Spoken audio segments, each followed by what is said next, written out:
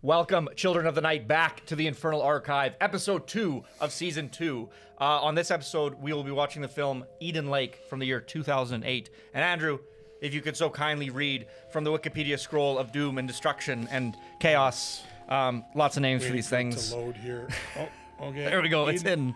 Eden Lake is a 2008 British horror thriller film written and directed by James Watkins in his directorial debut. Oh. The film stars Kelly Riley, Michael Fassbender, Jack O'Connell. It stars a person named Kelly Riley? Yeah. Oh, goodness. Jack O'Connell, James Gandhi, Thomas Turgoose, and Bronson Webb. Bronson Webb, what a British name. Did they find Sean every Dooley? person with the most fucked up name for this? Sean Dooley and Finn Atkins. They for sure asked Benedict Cumberbatch to be in this film, and he was like, no, I decline. And they're like, no, you don't understand. Like, we're kind of getting together every fucked up name guy. So apparently the plot follows a Show me this fucking thing. Oh, no. Continue reading, sorry. Its plot follows a young couple spending a day at a remote lake only to be confronted and hunted by a group of hostile youths. Youths. Youths. I'm afraid of youths. We're always talking about those youths. You know that those damn teenagers youths. scare the living hell out or shit out of me. I don't fucking know. Okay, wait, I gotta read these names again. Sorry, team. These names are fucked. They're the most British names ever. So Kelly Riley, that's 2 first names. It's like we're starting off like it's not too bad. Michael Fassbender, yeah, he's got a fuck name, but he's in there. Jack O'Connell, very standard like Scottish Irish name or whatever. James Gandhi.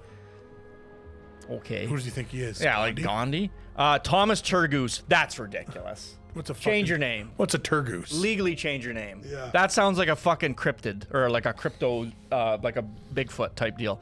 Bronson Webb sounds like a tough spider, like a really fucking tough fist fighting spider. Sean Dooley, that's not a real name. We made it up. And Finn Atkins, that sounds like the main character of a fucking like. Finn Atkins. Sounds like it could be the star of a Mark Twain novel, like the child.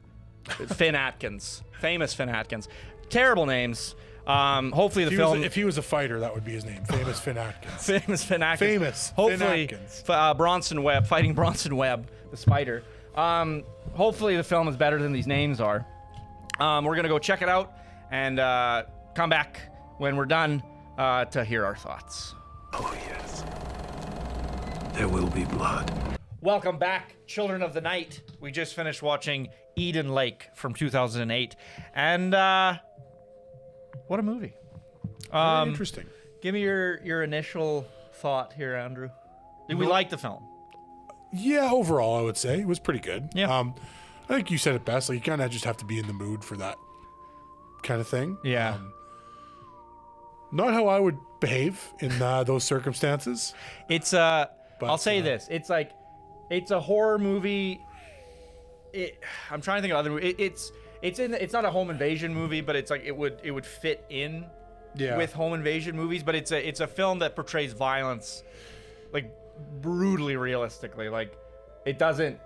There's no fun. There's no fun violence to be had in this film. It's a hopeless, gritty, gruesome. Yeah. Lots of like shallow cuts and deep cuts and like graphic. Lots of bleeding, burning. Yeah. Car crashes. Yeah. It's also like almost as if they said this one character. It's like, what's the breaking point we can put this person? Like, what's the most amount of shit we can put this one person through? Yeah. And then also just like such a hopeless ending.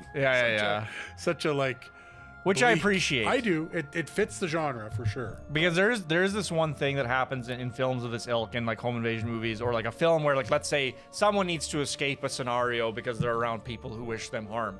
I get frustrated sometimes when the person escapes at the end. I mean, like obviously as a viewer you're satisfied because you're rooting for your protagonist. But like I think the message it sends is like not great, where it's like, oh, it doesn't matter if you fuck around, like you could still survive. And it's like, no, that's not the message we should be delivering to society. It should be, don't fuck around. Don't make unnecessary journeys. Don't take risks on treacherous roads. And don't swim in the sea.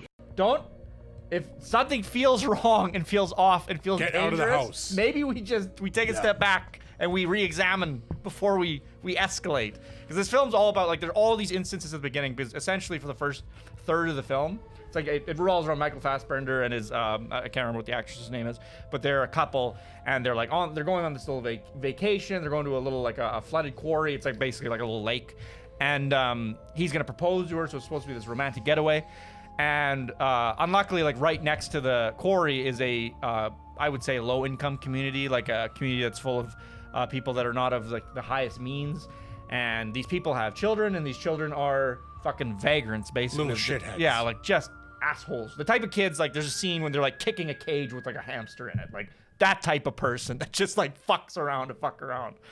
And anyways, they get into sort of like they get into they butt heads with this group of kids because they're staying at this lake in a tent. And these kids go there to like swim or whatever, and they like play their music loudly, and they're super obnoxious. They have this loud fucking Rottweiler, and Michael Fassbender just decides that it's like I'm gonna make it my this is no good. You guys shouldn't behave this way. And it's like pulled out his strongest Karen energy. Yeah, and it's like confronts them, and then they're like jog on, mate, fuck off, and then he ultimately ends up like seeing them in town and like breaking into one of their houses. Yes, that part was. He also like commits a crime, and it's like, are we supposed to be like feel bad when shit starts to happen? Because he's really fucking asking for it. You're not the victim here. That's the thing is like, there's too many instances towards the third. That's it. I like the film overall, but there is like, it's very difficult to feel too bad for these people because like there's so many instances where they could have just removed themselves from the situation, and like.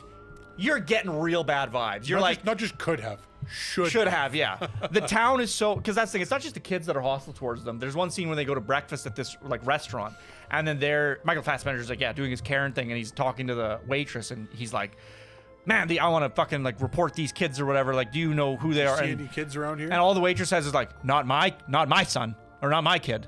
And then like right away you're like, oh, this community is not. This is not the type of place where you accuse somebody of anything. Like they will defend these kids to the last. Especially not these yuppies. No, these out of town yuppies that are. Not because because this town like there's like signs and stuff, but they establish that it's like they hate like the middle class or the higher class. Like they don't like they're not. Well, they have some choice words spray painted on a big sign for people of a higher class.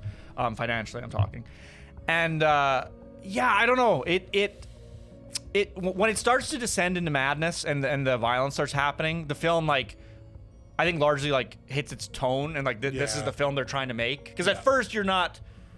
Until the violence starts, you're not really sure what's going on. You're not sure what direction it's going to go. It could be more slashery, could maybe be more fun, escape type deal. But it like very quickly when the first like big violent scene happens, it's like, oh this is fucked up, and I really don't like this. And then every subsequent violent scene is just more graphic and less fun. And it's closer to Hostel or Saw than it is to a typical home invasion movie in that respect, in the violence and the gore. And I'd say like what Hostel is to Saw, because like I think Saw still has a lot of fun about it, where it's like the traps and it's like there's so much, there's planning and all this crazy stuff, whereas like Hostel is like, this is just uncomfortable. Awful. Like it's like, this is terrible. It's kind of like that it's going for that hopeless vibe, which I actually appreciate, because I think the messaging of the film is stronger if it's like, because the message of the movie is don't fuck around. Like, don't if you have an opportunity to get out of a fucked up situation, take the fucking opportunity. Don't wait for shit to hit the fan before you all of a sudden you come to the conclusion that maybe I should do something. Don't hesitate. Yeah. But it was good. It's difficult to. There's gonna be a niche of people who will enjoy this type of thing. Like your average home invasion film enjoyer probably isn't necessarily gonna love this, because like I said, it doesn't. It's very hopeless. And the violence is not fun violence, or like there's no fun scare. There's one fun scare at the beginning. It's not fun slashery violence. It's like graphic, intense, make you feel a certain way kind of violence. Yeah, like the movie's trying to make you sick. It makes your tummy ill. That's what it's going for.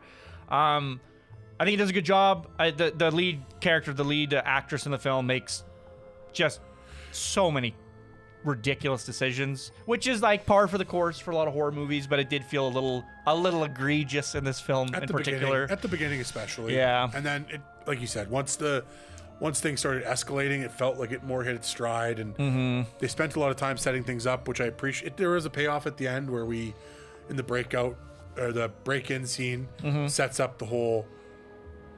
We know who the guy's dad is, and Right, yeah. that like kind of sets up the ending. So like a lot of that, and like the whole scene in town like establishes that they're this not my boys kind of town. Yeah, totally. So it all works in service to what they're going for. It's a well-made film. Yeah. The biggest criticism would for sure be like maybe they could have written it so that the character didn't need to make these like borderline like not like borderline psychotic on the other side of the coin. yeah like who would ever, why would you ever make this decision, like nobody would do this in a survival scenario or whatever.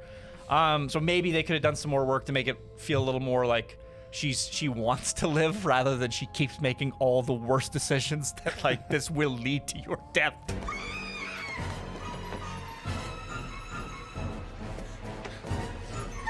And the death of your fiance, you fuck. But yeah, it's once again, this isn't like your fun, spooky Halloween style movie. I think there's like 2 jump scares in the film. But if you're looking for something that's like, if you like that home invasion genre, if you like a hopeless, like a pretty realistic take on very dark. I wouldn't say twisted because that implies like crazy. Definitely very dark, bleak.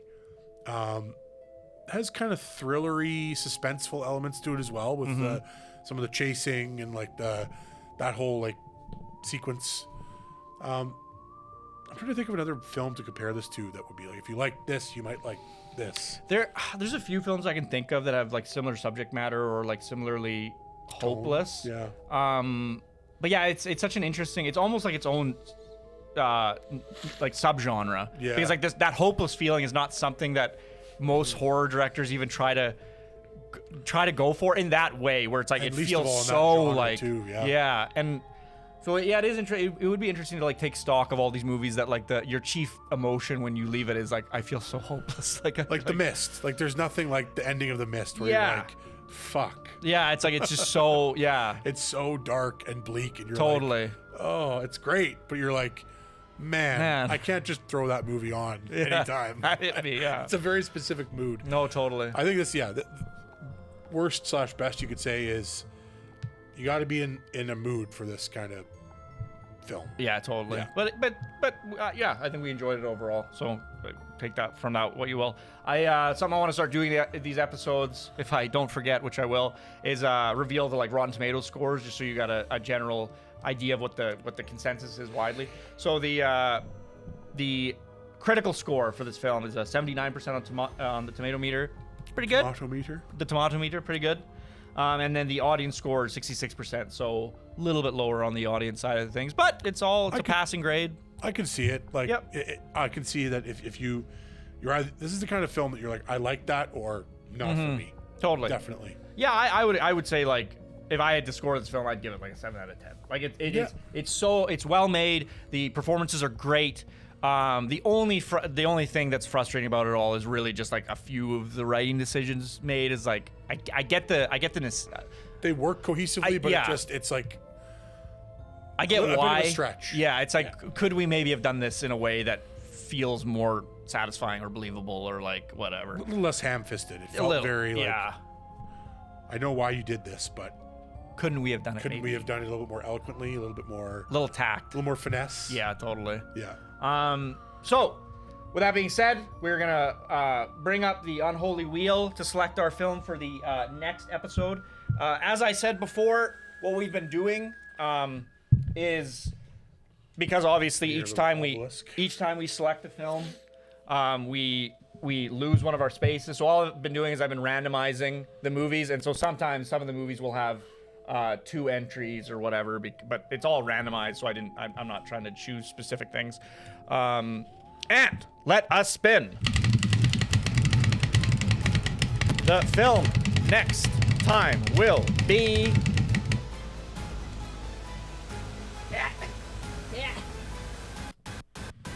Blood Red Sky. Ooh. From the year 2021, Blood Red Sky. Don't Don't know anything about the movie. Maybe it's about vampires? I don't know. In a plane? I don't know. No idea. We'll have to consult the scrolls before we watch it next. So thank you so much for tuning into the Infernal Archive, and we will catch you on the next episode where we watch Blood Red Sky from 2021.